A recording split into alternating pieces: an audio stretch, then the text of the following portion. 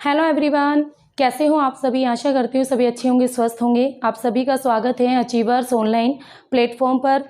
जैसा कि आपको पता है, मैं दीपा सैनी और मैं अचीवर्स एकेडमी प्लेटफॉर्म पर आपको ज्योग्राफी सब्जेक्ट पढ़ाती हूँ और एचपीएससी और एस्टेट की पीजीटी लेवल की तैयारी अचीवर्स एकेडमी पर मैं ही कराती हूँ। और मेरा नेट भी 2 बार क्वालिफाई है और उसके साथ साथ मैं एस्टेट भी PGT level geography subject qualify हूँ। तो आज की इस वीडियो में हम डिस्कस करने जा रहे हैं कि जो आपका एचपीएससी का जो एग्ज़ाम है उसमें किस तरीके से आप तैयारी करेंगे, किन किन टॉपिक पर आपको फोकस करना है, क्या क्या पढ़ना है और किन चीज़ों पर आपको ज़्यादा ध्यान देना है। तो आज की जो वीडियो है वो एचपीएससी वाले जो स्टूडेंट्स हैं उनके लिए सबसे ज़्यादा बेस्ट होने वाली है। तो एचपीएससी स्टूडेंट्स इस वीडियो को लास्ट तक ज़रूर देखना। देखो, सीधी सिंपल सी बात है, एचपीएससी ने अपना सिलेबस डाल दिया है और वो सिलेबस वीडियो भी मैंने अचीवर्स एकेडमी ऐप पर पूरा सिलेबस हमने डिस्कस पहले ही कर लिया है कि क्या क्या आएगा, किस किस ब्रांच से कितने टॉपिक्स आएंगे और किस तरीके से आपको क्या क्या पढ़ना है। तो ये तो एचपीएससी ने पहले ही डाल दिया है। अब बात आती है कि हम कैसे पढ़ें और किस तरीके से अपनी स्टडी को कंटिन्यू रखें। तो सबसे पहले देखो, सिंपल सी बात है भाई, ये एचपीएससी का कोई भरोसा नहीं है कि आपका एग्ज़ाम फॉर्म आपके 14 अगस्त तक भरे जा रहे हैं कि उसके बाद हो सकता है कि 1 मंथ के अंदर आपका एग्ज़ाम ले ले, 2 मंथ के अंदर आपका एग्ज़ाम ले लें। तो आप अपनी तैयारी को पूरा करके रखेंगे। आप ये नहीं सोचोगे कि एग्ज़ाम तो अभी होगा नहीं, 2-3 महीने हैं हमारे पास, पढ़ लेंगे, इस बात पे नहीं छोड़ोगे। आप अपनी तैयारी आज से ही स्टार्ट करेंगे, ठीक है। तो आप अपना टाइम वेस्ट ना करो, तैयारी स्टार्ट कर दो, क्योंकि एचपीएससी का कोई भरोसा नहीं है। तो यहाँ पर सबसे पहले मैं ये एक चीज़ बता देती हूँ कि लास्ट टाइम जो मेवात कैडर का ज्योग्राफी सब्जेक्ट का जो एग्ज़ाम हुआ था, जब मैंने उसका सब्जेक्टिव पेपर देखा, क्योंकि ऑब्जेक्टिव पेपर तो साइट पर मुझे मिला नहीं, और अगर किसी बच्चे ने ऑब्जेक्टिव पेपर दिया है, अगर उसके पास है तो वो मुझे कमेंट ज़रूर करे, ठीक है। ये मेरा व्हाट्सअप नंबर है और हो सकता है अगर ऑब्जेक्टिव पेपर हुआ है तो आप मुझे इस नंबर पर ऑब्जेक्टिव पेपर ज़रूर भेज दें, उसका सॉल्यूशन आपको बहुत जल्दी मिल जाएगा। और अगर ऑब्जेक्टिव पेपर नहीं हुआ है तो सब्जेक्टिव तो मेरे पास है। सब्जेक्टिव में जब मैंने देखा कि किस तरीके के क्वेश्चन डाले गए हैं, तो मेवात कैडर का जो ज्योग्राफी का एग्ज़ाम हुआ था उसमें भाई आपकी थ्योरी से रिलेटेड क्वेश्चन आए थे। तो कुल 18 मार्क्स के 18 क्वेश्चन थे, 18 मार्क्स के नहीं, 18 क्वेश्चन थे और इन 18 क्वेश्चन में से 15 क्वेश्चन अटैम्प्ट करने थे। और ये जो 15 क्वेश्चन है, कुछ क्वेश्चन आपके 5 नंबर के थे, कुछ 10 के थे, और एक ही क्वेश्चन में से 5-5 नंबर के डिवाइड करके भी दिए थे। जैसे यहाँ पर जो क्वेश्चंस पूछे गए थे मैं आपको बता भी देती हूँ। जैसे पहला क्वेश्चन पूछा गया था भाई, जैसे मानसून से रिलेटेड, भारत में मानसून से रिलेटेड कि भारत के अंदर जो मानसून तंत्र है उसको अच्छी तरीके से समझाइए और आज के टाइम में जो मानसून है उसको भी। तो यहाँ पर हमें मानसून तंत्र को पूरी तरीके से डिस्क्राइब करना। सबसे पहले देखो, इस तरीके का जो क्वेश्चन होता है ना, उसे अटेम्प्ट कैसे करते हैं। तो सबसे पहले आप लिखोगे मानसून किसे कहते हैं, कहाँ से ये शब्द निकला। जैसे मानसून शब्द अरबी भाषा के मौसम से निकला है, ठीक है। इस तरीके से आपको अपने क्वेश्चन को स्टार्ट करना है, डेफिनेशंस थे उसके मीनिंग से। फिर उसके बाद हम बताएंगे जो मानसून है वो किस तरीके से इंडिया में कब आता है, कैसे आता है, इसका कारण क्या है, ठीक है। आपके जो लो प्रेशर बेल्ट है, जो हवाएं हैं, उनका आपस में टेम्परेचर और एयर प्रेशर का क्या रिलेशन होता है, जिसकी वजह से आपकी हवाएं भारत की ओर चलती है, ठीक है। कहाँ से, अटलांटिक महासागर से और हिंद महासागर से हवाएं चलती है भारत की ओर, और समुद्र की ओर से आती हैं तो पानी लाती है अपने साथ में। तो इस तरीके से आपको पूरा कंसेप्ट को डिटेल में बता दिया। फिर उसके बाद आपको ये भी देखना है कि क्वेश्चन 5 मार्क्स में पूछा है या 10 मार्क्स में पूछा है। 5 मार्क्स में पूछा है तो आप उसको 5 नंबर के अकॉर्डिंग ही अटेम्प्ट करोगे, ज़्यादा नहीं लिखोगे, क्योंकि आपके पास जो सीट होगी ना वो भी लिमिटेड होगी। उसके साथ साथ आपको जो भी चीज़ें दी गई होंगी, सब कुछ टाइम भी आपके पास लिमिटेड में रहेगा। ज़्यादा 3 घंटे मिलते हैं सब्जेक्टिव में, तो ठीक है। तो मैं इस तरीके से ये बताना चाह रही हूँ आपको, जो क्वेश्चन या कोई भी क्वेश्चन अटैम्प्ट करते वक्त आपको टाइम का पूरा ध्यान रखना है और उसके साथ साथ आपको और भी चीज़ें ध्यान से करनी है। अब सेकंड क्वेश्चन जो पूछा गया, जैसे एक प्लेट टेक्टोनिक थ्योरी पूछी गई थी, भाई पूरी प्लेट टेक्टोनिक थ्योरी को डिस्क्राइब कीजिए। तो सबसे पहले प्लेट विवर्तन की सिद्धांत किसने दिया, ठीक है। प्लेट शब्द किसने दिया, इसकी संकल्पना किसने प्रस्तुत की, जैसे हैरी हेस महोदय ने दिया था, ठीक है। इस तरीके से आपको फिर आगे कितनी प्लेटें होती है, हो सके तो आप वर्ल्ड का मैप बना दीजिए, उसमें प्लेटों को दिखा दीजिए। जो आपकी बड़ी प्लेटें हैं 6, उनको एटलिस्ट दिखाइए। छोटी जो आपको आती है, जैसे नाजका प्लेट आपकी, भाई Philippine plate, Caroline plate, Juan de Fuca plate, तो जितनी भी आपकी ये जो छोटी छोटी प्लेट्स है इनको दिखा दीजिए मैप पर। जब ज्योग्राफी में आप मैप को बनाते हैं ना, तो इससे आपका जो नॉलेज है ना वो एग्जामिनर को दिखती है कि हाँ बच्चे में नॉलेज है। और वो लिखा हुआ ना पढ़ के ना, अगर आपने ड्रॉ कर दिया उसको देख के इतना ज़्यादा खुश होता है और इतने अच्छे मार्क्स देगा आपको बहुत। ठीक है, लिखे हुए के इतने ज़्यादा नंबर नहीं मिलते ज्योग्राफी में जितने आप डायग्राम से ले लोगे या मैप से ले सकते हो। तो अपनी प्रैक्टिस स्टार्ट कर दो इंडिया के मैप बनाने की भी, और आपके भाई क्या वर्ल्ड का मैप बनाने की भी। आपको बाय हैंड बना सकते हो तो बहुत अच्छी बात है, क्योंकि पता नहीं वहाँ पे मैप आपको अलाउड हो या ना हो ले जाना। उसके अलावा डायग्राम्स भी आपको सारे के सारे, देखो जब भी मैं कोई टॉपिक पढ़ाती हूँ ना मैं डायग्राम जरूर बनाती हूँ। आपने ये चीज़ देखी होगी, अगर उस टॉपिक में डायग्राम बनता होगा तो मेरी क्लास में आपको डायग्राम जरूर मिलेगा। मेरे कोर्स में आपको दुनिया भर के डायग्राम हर टॉपिक के साथ मिलेंगे। सारे डायग्राम की आप प्रैक्टिस कीजिए साथ के साथ। ये चीज़ें ना आपके माइंड में छप जाती है, क्योंकि जब आप डायग्राम बनाते हो ना तो दिमाग में क्या होता है, हम कई बार पढ़ा हुआ भूल जाते हैं, बट जो हमने ड्राइंग कर लिया, जो हमने पेपर पे उतार लिया ना, वो कभी ना कभी हमें याद आ ही जाता है। एग्जाम में हमें वो याद आ ही जाता है, हाँ ये चीज़ हमने वहाँ ड्रॉ की थी, ऐसी थी। ठीक है, तो कई बार हमारे क्वेश्चंस भी इसमें ऐसे सॉल्व हो जाते हैं। और ये सारी बातें आपके ऑब्जेक्टिव के लिए भी है। देखो क्योंकि ऑब्जेक्टिव के बाद सब्जेक्टिव में 1 मंथ का देते हैं गैप, ज़्यादा नहीं देते। तो आप अपने, अगर आपको लगता है आपकी ज्योग्राफी की अच्छी तैयारी है तो आप अपनी सब्जेक्टिव की भी साथ के साथ तैयारी करते जाओ। आप जब कंसेप्ट को डिटेल में पढ़ोगे ना तो ऑब्जेक्टिव के साथ साथ सब्जेक्टिव भी आपका अच्छी तरीके से तैयार हो जाएगा। तो अगर आप ऑब्जेक्टिव क्वालिफाई कर जाओगे ना तो सब्जेक्टिव क्वालिफाई करने से आपको कोई रोक नहीं सकता। गॉट इट, समझ रहे हो ना इस बात को। तो आपको डायग्राम बनाने हैं, मैप बनाने हैं, कंसेप्ट को डिटेल में लिखना है। जो भी चीज़ पूछे पहले उसके बारे में डेफिनेशन दो, फिर उसको जो इफेक्ट करते हैं फैक्टर्स अगर लिख सकते हो तो उनके बारे में लिखो। 10 नंबर के क्वेश्चन में हमें करना क्या होता है, यही तो करना होता है। जैसे आपसे क्वेश्चन पूछ ले जलवायु, क्लाइमेट क्या है, तो सबसे पहले आप क्लाइमेट को डिस्क्राइब करो, क्लाइमेट क्या होती है एक वर्ष में, एक महीने में, इस तरीके से। उसके बाद आप जो क्लाइमेट है उसको जो फैक्टर इफेक्ट करते हैं उसको पढ़ो। फिर आपसे आप अगर पूछा जाए आगे कि भाई जो जलवायु है इस एरिया की जलवायु को डिस्क्राइब करो, या जैसे आपसे पूछ लिया कोपेन का जलवायु वर्गीकरण कीजिए, तो उसमें पहले आप जलवायु को बताओगे, फिर कोपेन ने जलवायु वर्गीकरण कब दिया, उसमें संशोधन कब किया, इसने कितने टाइप की जलवायु बताई थी ABCDE, उनको पर्टिकुलर लिखोगे कितने से कितने %। फिर उसके बाद उसने आगे किस तरीके से इनको सब पार्ट में डिवाइड किया। तो ऐसे आपको क्वेश्चन अटेम्प्ट करना है।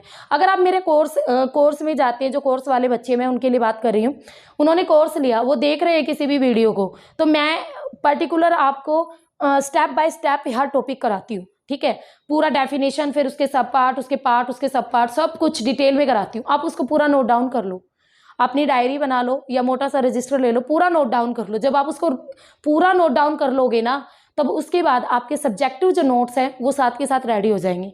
और भाई जब सब्जेक्टिव रेडी है तो ऑब्जेक्टिव तो ऑलमोस्ट रेडी है अपने आप ही, क्योंकि कंसेप्ट आपने पूरा पढ़ लिया, पूरा समझ लिया, आप इतने काबिल हो गए हो कि आप उसके बारे में लिख सकते हो। तो ऑब्जेक्टिव में तो कोई दिक्कत आनी ही नहीं है, उसमें तो फिर भी हमारे पास 4 ऑप्शन होंगे। ठीक है, लिखना तो हमें सब्जेक्टिव में है, सब्जेक्टिव में तो हमें एक लाइन मिलेगी और उसके बारे में हमें कम से कम 200, 250, 300 वर्ड के में लिखना है। तो उस चीज़ की भी प्रैक्टिस आपको करनी चाहिए। अब जो ये पेपर था आपका मेवात कैडर का, ठीक है, जिसमें ज्योग्राफी का पेपर हुआ था, 1 मिनट रुको मैं भाई पेपर निकाल ही लेती हूँ। तो इसमें जो ये पेपर हुआ था ना भाई, यहाँ पर, हाँ जी, तो इस पेपर में आपके जो क्वेश्चंस आए थे, जैसे एक क्वेश्चन मैंने अभी अभी आपसे डिस्कस किया है,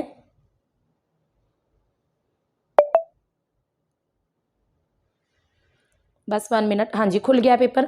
जैसे देखो इसमें एक क्वेश्चन पहला यही आया है कि भारतीय मानसून की उत्पत्ति और इसके तंत्र के बारे में विस्तार से बताइए कि भारतीय मानसून किस तरीके से आया, इसकी उत्पत्ति कैसे हुई।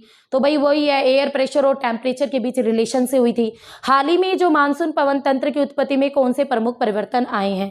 आपने देखा ना, कई बार मानसून ज़्यादा हो जाता है, कई बार कम हो जाता है, तो बहुत सारे फैक्टर्स है जो इफेक्ट करते हैं, वो सारी चीज़ें आपको यहाँ पर लिखनी है। सेकेंड क्वेश्चन वही है वैगनर का, आपकी कॉन्टिनेंटल ड्रिफ्ट थ्योरी।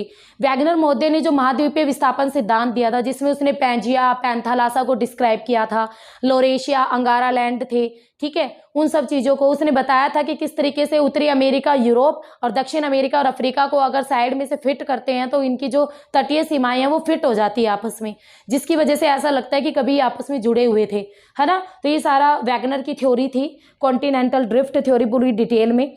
उसके अलावा नेक्स्ट आपका प्लेट टेक्टोनिक से क्वेश्चन है। प्लेट टेक्टोनिक के सिद्धांत को विस्तृत करते हुए इस कथन पर टिप्पणी कीजिए कि हिमालय प्लेट टेक्टोनिक प्रक्रिया का ही उत्पाद है। देखो अब इसको ना दो हिस्सों में डिवाइड कर दिया इन्होंने इस क्वेश्चन को। एक प्लेट टेक्टोनिक के सिद्धांत को आपको विस्तार से बताना है, दूसरा ये 5 नंबर में हो गया, दूसरा आपको ये बताना है कि हिमालय प्लेट टेक्टोनिक प्रक्रिया का ही उत्पाद है। देखो हिमालय प्लेट कौन सी है? हिमालय प्लेट वही तो है जो इंडियन प्लेट है, ठीक है। इंडियन प्लेट भी तो मूवमेंट कर रही है, जिसकी वजह से हमारा इंडिया भी 1.5 पूर्व की ओर सरक रहा है, ठीक है। तो ये सारी चीजें आपको बतानी थी, इसको डिस्क्राइब करना था। अगला थॉट ज्योग्राफी से क्वेश्चन है। थॉट ज्योग्राफी जैसे वेरेनियस और कांट महोदय का तुलना करनी है आपको, इमैनुएल कांट और वेरेनियस महोदय की। इसके लिए थॉट ज्योग्राफी आपकी सबसे बेस्ट रहने वाली है। थॉट ज्योग्राफी से क्वेश्चन आया हुआ था। मार्क्सवादी भूगोल और आपकी जो क्रिटिकल सोशल थ्योरी है उसको डिस्क्राइब करना है, ठीक है। प्रायद्वीपीय पठार की भूमिका बतानी है भारत में उद्योगों के।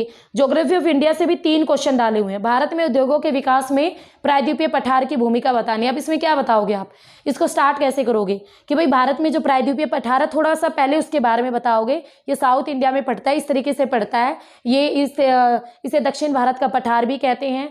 पथरीला इलाका है और पहले कभी यहाँ ज्वालामुखी विस्फोट होते थे। कपास, यहाँ अनेकों मिट्टी भी मिलती है, थोड़ा बहुत बता गए। फिर उसके बाद आपको बताना है कि यहाँ पर अनेक तरीके के खनिज भी मिलते हैं, जैसे लोहा है, मैग्नीज है, आपका जो मैग्नीज तांबा हो गया।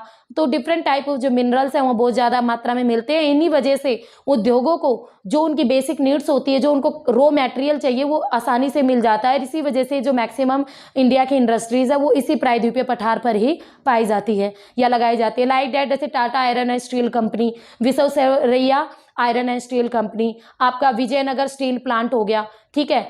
तो इस डिफरेंट जो 10 ये सेलम स्टील प्लांट हो गया, जो आपके अलग अलग स्टील प्लांट है, आप इनका एग्जांपल दे सकते हो। तो इस तरीके से आप अपने क्वेश्चन को अट्रैक्टिव बना के लिखोगे ना, तो मार्क्स आपको फुल मिलेंगे और आपकी सिलेक्शन को कोई रोक नहीं सकता।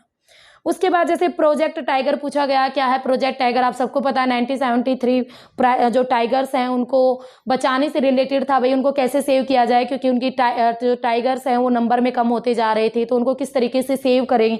तो उसके लिए गवर्नमेंट ने कुछ पॉलिसीज भी निकाली थी, कुछ कार्यक्रम भी लेके आए थे, और अब इसकी 50वीं वर्षगांठ बनी थी लास्ट ईयर। तो भारत में और नेक्स्ट क्वेश्चन इसी में क्या है, भारत में वन्य जीव संरक्षण के महत्व को समझाइए। तो आपको बताना है कि जो हम वन्य जीव को जो सुरक्षित रखते हैं, ये क्यों रखते हैं, इनका क्या महत्व है, ठीक है। ये जो हमारी प्रजातियां अगर ये लुप्त हो गई तो कहीं ना कहीं जो हमारा क्लाइमेट का सर्कल है वो भी गड़बड़ा जाएगा, हमारी फूड चेन भी गड़बड़ा जाएगी, और इन सब चीज़ों से क्या होगा, कहीं ना कहीं मनुष्य भी इफेक्ट होगा, ठीक है। बहुत सारी प्राकृतिक आपदाएं आने लग जाएंगी, तो क्योंकि पूरा जो साइकिल है नेचर का वो डिस्टर्ब हो जाएगा। तो ये आपकी लेखन के ऊपर है कि आप लिखते कितना अच्छा हो, और उसकी प्रैक्टिस आपको अभी से करनी होगी। अब नेक्स्ट क्वेश्चन जो आया है वो इसमें ये आया है कि हिंद महासागर में वाणिज्यिक मछली पकड़ने का काम अटलांटिक महासागर की तुलना में बहुत पिछड़ा हुआ है, विस्तार से बताइए। तो देखो सिंपल सी बात है, अटलांटिक महासागर में तो भाई वहां पे आपकी समुद्री तरंगे आपस में मिलती हैं। मछली उत्पादन कहाँ पर ज्यादा होता है? मछली उत्पादन वहां पर ज्यादा होता है जहां पर आपकी प्लैंकटन नामक जीव होता है। प्लैंकटन नामक जीव कहाँ पर होगा? जहां पर समुद्र की गर्म और ठंडी जल धाराएं आपस में मिलेगी। अब जब गर्म और ठंडी जल धाराएं आपस में मिलती है ना, तो उस एरिया में आपकी क्या हो जाती है, प्लैंकटन नामक जीव बहुत ज्यादा मात्रा में पैदा हो जाता है, जिनको खाकर मछलियां तेजी से ग्रो करती हैं। अब जहां पर मछलियां होंगी वहीं पर तो आपके ये लगेंगे मछली उत्पादन होगा। और मछली उत्पादन आपके हिंद महासागर में क्यों नहीं होता, वहां पर व्यापार क्यों नहीं होता ज्यादा? अटलांटिक महासागर में इसलिए ज्यादा होता है क्योंकि वहां पर आपका ग्रैंड बैंक है, वहां पर भी 2 जलधाराएं आपस में मिलती है, गर्म और ठंडी। एक लैब्राडोर की जलधारा न्यू फाउंडलैंड के निकट अटलांटिक महासागर में ऊपर से लैब्राडोर की आती है, और भाई नीचे से आपकी ये नीचे से आपका उत्तरी भूमध्य रेखीय धारा आती है एंटीलीज की, तो ये आपस में मिल जाती है। फिर उसके बाद नीचे वाली गर्म होती है जो कि भूमध्य रेखा से गर्म पानी ला रही है, लैब्राडोर की धारा ठंडी होती है जो कि ध्रुवों से आती है। तो ये दोनों धारा मिलके वहां पर प्लैंकटन जीव ज्यादा होता है, तो इसीलिए वहां पे ग्रांड बैंक है जहां पर सबसे ज्यादा मछली उत्पादन होता है। तो मीन्स कहने का मतलब ये है कि अगर आपने कंसेप्ट को समझ लिया ना तो आप लिख सकते हो। और हम जब पढ़ाते हैं तो कंसेप्ट को ही पढ़ाते हैं, ठीक है। जब मेरी वीडियोस आप देखते हो ना, तो मैं ये कहूँगी यूट्यूब पे तो हम है ना 50% पढ़ाते हैं किसी भी टॉपिक का। अब यही वीडियो 50% जो आप देखते हो यूट्यूब में आधे घंटे की होती हैं, आप ऐप पे जाके उस वीडियो को देखोगे ना, वो वीडियो आपको 1-1 घंटे की, 1.25 घंटे की मिलेगी। तो डबल कंसेप्ट हो जाता है। वहां पर हमें बच्चे को हर एक चीज बढ़ानी होती है ताकि एक भी पॉइंट बच्चे का लूज ना रह जाए, ठीक है। तो इसी तरीके से हम अपनी तैयारी कराते हैं। अब यहाँ पर नेक्स्ट क्वेश्चन जैसे आ गया, विश्व के वलित पर्वत महाद्वीपों के किनारों पर ही क्यों स्थित होते हैं? जो वलित पर्वत है, युवा पर्वत है, वो महाद्वीपों के किनारों पर ही क्यों स्थित होते हैं? प्लेट टेक्टोनिक थ्योरी से रिलेटेड क्वेश्चन है। कैसे? प्लेट टेक्टोनिक थ्योरी में मैंने आपको समझाया है कि दो प्लेटें या तो एक दूसरे के नजदीक आती हैं या एक दूसरे से दूर जाती हैं। जब प्लेटें एक दूसरे के नजदीक आती है, ठीक है, तो क्या होता है, ठीक है, जब एक दूसरे से दूर जाती है तो बीच में से आपकी या तो दरार फटेगी, उस दरार में से लावा बाहर आएगा और जिससे आपका समुद्र जल, जैसे आपके अटलांटिक महासागर के बीच में हो रहा है, ऐसा आकार की कटक आपकी लगातार फैल रही है। तो जब प्लेटें एक दूसरे से दूर जाती है तो ये सिचुएशन होती है। जब प्लेटें एक दूसरे के नजदीक आती हैं तो जो बीच का पार्ट है, देखो कोई दो प्लेटें एक दूसरे के नजदीक आ रही हैं तो जो बीच की रॉक है इसमें धीरे धीरे वलन यानी फोल्ड पड़ने स्टार्ट हो जाते हैं और यही फोल्ड आपके पर्वतों का रूप धारण कर लेते हैं और माउंटेन बनते हैं। और इन्हीं माउंटेन को युवा वलित पर्वत, युवा यानी नए पर्वत कहते हैं। क्यों कहते हैं? क्योंकि इनमें मूवमेंट जारी रहती है, क्योंकि प्लेटें हमारी आज भी मूवमेंट कर रही है तो ये जो माउंटेन है ये आज भी थोड़ा थोड़ा ऊपर की ओर उठ रहे हैं। लाइक डेट आपका भारत में हिमालय पर्वत, उत्तरी अमेरिका में आपका रॉकी पर्वत, दक्षिण अमेरिका में आपके एंडीज पर्वतमाला, इस तरीके से। तो युवा वलित पर्वत के बारे में यहाँ पर बात की गई है। तो ये महाद्वीपों के किनारों पर इसीलिए स्टार्ट होते हैं क्योंकि प्लेटों के किनारे होते हैं महाद्वीपों के किनारे, ठीक है। और किनारों पर से जब दो प्लेट एक दूसरे के नजदीक आते हैं तो किनारी पार्ट ही ऊपर उठता है। तो इसी वजह से जो आपके युवा वलित पर्वत है वो हमेशा महाद्वीपों के किनारों पर स्थित होते हैं। इसी कंसेप्ट को थोड़ा सा बड़ा चढ़ा के प्लेट विवर्तनिकी को अंदर डाल के लिख देना आपको, ठीक है। वैसे भी ये 5 नंबर में है, हाँ जी 5 नंबर में पूछा है तो ज्यादा लिखने की नीड नहीं। नेक्स्ट क्वेश्चन आया है, अक्षांश हमें जलवायु क्षेत्र को समझने में मदद करते हो, देशांतर हमें समय क्षेत्र को समझने में मदद करते हैं, व्याख्या करें। तो देखो अक्षांश से हमें किसी भी जलवायु क्षेत्र को समझने में मदद करते हैं। ये कह रहा है कि देखो सिंपल सी बात है, पहले बात तो हमने अपनी पृथ्वी को अक्षांशीय कटिबंधों में ही डिवाइड किया है कि भाई ये विषुवतीय रेखा है, सॉरी जो भूमध्य रेखा इसे विषुवतीय क्या कहेंगे? अक्षांश कहेंगे, अक्षांशीय। तो दूसरा आपका शीतोष्ण कटिबंधीय अक्षांश, फिर आपके शीत कटिबंध अक्षांश। तो यानी जो हमारी अर्थ है उसको हमने अलग अलग कटिबंध में डिवाइड किया है और जिनके लिए हमने किसका सहारा लिया? अक्षांश रेखाओं का ही सहारा लिया है भाई। 0 डिग्री से 23.5 डिग्री नॉर्थ और उसी के तरीके से 23.5 डिग्री साउथ यहाँ पर आपका आ जाता है इस वाली बेल्ट में। ये वाली बेल्ट हो जाती है आपकी भूमध्य रेखा क्षेत्र, ठीक है, जिसे हम उष्ण कटिबंधीय अक्षांश रेखा भी कहते हैं। यहाँ पर 66.5 डिग्री नॉर्थ और साउथ में भी अगेन 66.5 डिग्री साउथ, ये वही आपका हो जाता है शीतोष्ण कटिबंधीय अक्षांश। और आपके 66.5 डिग्री नॉर्थ से आपके 90 डिग्री नॉर्थ और 90 डिग्री साउथ तक ये हो जाता है आपका उत्तरी ध्रुवीय अक्षांश, ये दक्षिणी ध्रुवीय अक्षांश। तो अक्षांश हमें क्या बताते हैं? तो अक्षांश हमें यही तो बताते हैं कि किस तरीके से, अक्षांश हमें यही बताते हैं कि किस तरीके से हमारा लोकेशन होता है, 1 मिनट, किस तरीके से क्या चीज़ें होती है। तो ये सारी चीज़ें हमें अक्षांश ही बताते हैं, ठीक है। उसके अलावा जो हमारा इसी में था देशांतर। देशांतर हमें समय बताते हैं। देशांतर हमें क्या बताते हैं? समय बताते हैं। क्यों, कैसे बताते हैं? 0 डिग्री देशांतर रेखा को इंटरनेशनल टाइमलाइन कहते हैं और 82 डिग्री ईस्ट जो आपकी देशांतर रेखा है, लॉन्गिट्यूड लाइन है, उसे भारत की समय रेखा कहते हैं। तो जितना भी टाइम है वो देशांतर रेखाओं से ही निर्धारित किया जाता है। जैसे जैसे 1 डिग्री देशांतर रेखा को पार करने में 4 मिनट का समय लगता है, ठीक है, तो आपने 2 डिग्री पार की तो 8 मिनट का। तो इस तरीके से पूरा टाइम का जो कैलकुलेशन होती है वो देशांतर रेखाओं से ही होती है। आप इस चीज को डिस्क्राइब करके लिख सकते हो, ठीक है। तो ये देखो कंसेप्ट आपको 5 नंबर में अक्षांश रेखाओं से रिलेटेड आप पूरा लिखोगे और 5 नंबर में देशांतर रेखाओं से रिलेटेड पूरा लिखोगे। हाँ जी, अब यहाँ पर नेक्स्ट क्वेश्चन आता है, भू आकृति विज्ञान प्रक्रिया के रूप में नदी पर कब्जे की विस्तार से बात कीजिए। डिटेल द रिवर कैप्चर और प्रवाह मानचित्रों। देखो अब मुझे पिछला मेवात का सिलेबस पता नहीं, बट यहाँ पर फ्लो मैप से रिलेटेड क्वेश्चन पूछा है। फ्लो मैप से रिलेटेड क्वेश्चन पूछा है तो ये आपका प्रैक्टिकल ज्योग्राफी का क्वेश्चन है और जो सिलेबस हमने देखा था उसमें प्रैक्टिकल ज्योग्राफी का एक भी क्वेश्चन नहीं था, ठीक है। बट आई थिंक उन्होंने प्रैक्टिकल ज्योग्राफी इंक्लूड की हो, क्योंकि मुझे नहीं लगता HPSC, देखो मैं कुछ नहीं कह सकती कि कहाँ से क्या क्वेश्चन डाल दे। अब इसलिए हम बच्चों को पूरी ज्योग्राफी दे रहे हैं, हम HPSC के अकॉर्डिंग भी सिलेबस दे रहे हैं और अगर बच्चा कर सकता हो तो हम प्रैक्टिकल ज्योग्राफी भी कंप्लीट दे रहे हैं ताकि बच्चे का कहीं से भी क्वेश्चन ना छूटे। अब इसमें नेक्स्ट क्वेश्चन आता है कि विश्व में 5% भूमि पर 50% जनसंख्या निवास करती है और 70% भूमि पर 5% से भी कम जनसंख्या निवास करती है। सिंपल सी बात है भाई, 5% भूमि पर 50% जनसंख्या, ये कौन सी भूमि है? ये भारत की, जैसे भारत में है ना आपकी उत्तरी भारत का विशाल मैदान, यानी वो प्लेन एरिया, एग्रीकल्चर के लिए बेस्ट एरिया, इंडस्ट्रियल लोकेशन के लिए बेस्ट एरिया, और आपकी सारी जो एक्टिविटीज होती हैं, इकोनॉमिक एक्टिविटीज, वो सारी यहाँ पे अच्छी तरीके से की जाती हैं। तो इसी वजह से ये जो एरिया है वो काफ़ी ज़्यादा डेवलपमेंट होता है, और यहाँ पर जो बस्तियाँ हैं बहुत गहरी बसी हुई होती हैं, तो ज़्यादातर लोग इन्हीं एरिया में रहना पसंद करते हैं, क्योंकि जलवायु भी अच्छी होती है, प्लेन एरिया होता है, एग्रीकल्चर बढ़िया होती है, आजीविका के सारे साधन उपलब्ध होते हैं। तो ये सारी चीज़ों को आप डिटेल में लिख सकते हो। दूसरा, 70% भूमि पर 5% से भी कम जनसंख्या निवास करती है। ये 70% भूमि कौन सी है? ये है आपके पर्वत, पठारी इलाके, ठीक है, जो आपके कोस्टल एरियाज, बाढ़ के मैदान, जहां पर आपकी प्राकृतिक आपदाएं ज्यादा आती है, जहां की जलवायु रहने लायक नहीं है, ये वो एरिया है, इसलिए यहाँ पर 5% से भी कम जनसंख्या निवास करती है। तो बहुत सारे फैक्टर्स आप दिखा सकते हो। ये अंडरस्टैंडिंग वाले क्वेश्चंस हैं, जिनमें अगर आप अच्छा लिख सकते हो ना, तो आप फुल मार्क्स ले सकते हो आराम से, कोई दिक्कत नहीं है।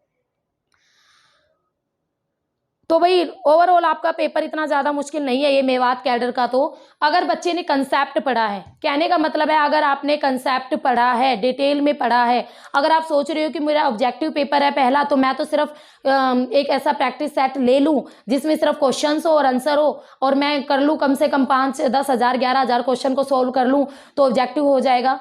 मान लो आपका ऑब्जेक्टिव हो भी जाए, बट आपकी सब्जेक्टिव के लिए बिल्कुल भी तैयारी नहीं होगी, और सब्जेक्टिव और ऑब्जेक्टिव के बीच में आपको मैक्सिमम 1 मंथ मिलेगा। तो इसके लिए आपको क्या करना होगा, आपको अभी से ही अपने कंसेप्ट को डिटेल में पढ़ना है, डिटेल में समझना है, और उसको नोट डाउन करते चलना है, जिससे क्या होगा, आपको ऑब्जेक्टिव क्वालिफाई करने के बाद सब्जेक्टिव में ज़्यादा दिक्कत नहीं आएगी, और आप अच्छे मार्क्स से सब्जेक्टिव भी क्वालिफाई कर जाओगे। ठीक है, तो ये ओवरऑल मेवात कैडर का जो पेपर था सब्जेक्टिव, मैंने वो डिस्कस किया आज की क्लास में, जो ऑप्सो आपको समझ में भी आ गया होगा कि किस तरीके से क्वेश्चन अटेम्प्ट करना है। अब इस पेपर को देखने के बाद आपको ऐसा नहीं लगता कि एग्जामिनर ने थ्योरी से ज़्यादा डाली है, क्योंकि उसका जो कंसेप्ट है वो थ्योरी से रिलेटेड था। ठीक है, उसने देखो मानसून तंत्र डाला, मानसून थ्योरी डाल दी, कॉन्टिनेंटल ड्रिफ्ट थ्योरी डाली, उसने आपकी प्लेट टेक्टोनिक थ्योरी डाल दी, उसके अलावा उसने भाई आपके अलग से जो क्वेश्चन थे वे भी पूछ लिए। मीन्स जो थ्योरेटिकल क्वेश्चन है एग्जामिनर वो ज़्यादा पूछ रहा है, और थॉट ज्योग्राफी से भी वेरेनियस और इमैनुअल कांट दोनों की तुलना पूछ ली है। ठीक है, जो कि आप थॉट ज्योग्राफी में डिटेल से पढ़ोगे। तो कहने का मतलब है कुछ क्वेश्चन अंडरस्टैंडिंग के हैं, अक्षांश और देशांतर से रिलेटेड क्वेश्चन है। अगर आपने ये कंसेप्ट अच्छी तरीके से समझा है स्टेप बाय स्टेप, तो आराम से आप इस क्वेश्चन को अटैम्प्ट कर सकते हो। तो आपके समझने के ऊपर है वो, और आपके मटेरियल के ऊपर भी है कि आप कहाँ से पढ़ रहे हो, कैसा पढ़ रहे हो, कितना पढ़ रहे हो, ऊपर से पढ़ रहे हो, डिटेल में पढ़ रहे हो। तो ये सारी चीज़ें भी काफ़ी मैटर करती है। ठीक है, क्योंकि देखो मैंने नेट के भी पेपर, ये तो होता नहीं है कि भाई पहली बार में मेरे से भी क्वालिफाई नहीं हुआ था। एक्चुअली नेट मैंने फर्स्ट टाइम दिया, मैंने बिना तैयारी के दिया था। एक्चुअली मैं ये देखना चाह रही थी जब ऑफलाइन होता था कि भाई पेपर आता कैसे है। फिर सेकेंड टाइम में मेरा क्वालिफाई हो गया, थर्ड टाइम दिया फिर क्वालिफाई हो गया। ठीक है, फिर मैंने उसके बाद नहीं दिया। अब जो एस्टेट है, एस्टेट मैंने 3 बार दिया, जिसमें से मेरा 2 बार क्वालिफाई हुआ, 1 बार मेरा नहीं हुआ। अगेन क्योंकि आपको पता है बढ़िया लेवल का आता है एस्टेट, हल्के लेवल का बिल्कुल भी नहीं आता। मैं तो ये कहूँगी नेट से भी आपका हाई लेवल होता है एस्टेट। तो अपनी तैयारी आज से ही कीजिए, अपने आप को निराश मत करना, पॉजिटिव रह के अपनी पूरी की पूरी स्टडी करना, डिटेल स्टडी करना, आप जरूर कामयाब होगे, है ना। वो कहते हैं ना, खामोशी से तैयारी करो, आपकी जो सफलता है वो सबके मुंह बंद कर देगी। तो अपनी खामोशी से तैयारी करते चलो, आगे बढ़ते चलो। अब इसके साथ एक चीज़ और, जितना भी कंसेप्ट आपको पढ़ाया जाता है उस कंसेप्ट में आप ये ढूंढा करो कि किस तरीके के क्वेश्चंस बन सकते हैं।